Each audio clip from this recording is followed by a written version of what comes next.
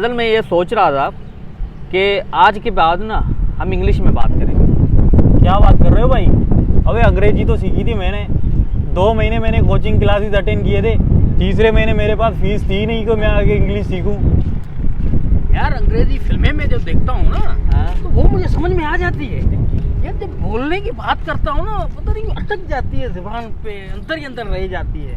भाई बात ये है कि भाई इंग्लिश जो है वो एक स्किल है, वो करने पे आएगा।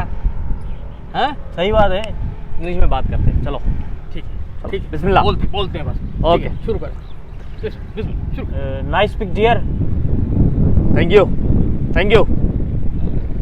Good breakfast. Good morning. And yes no yes. Nice pen dear. Nice look. Thank you dear. Welcome, thank you, good morning. I am fine. वालेकुम सलाम।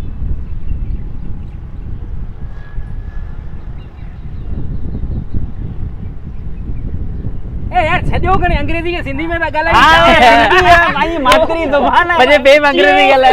केड़ा हाल है? कुछ खैर, हलो चाय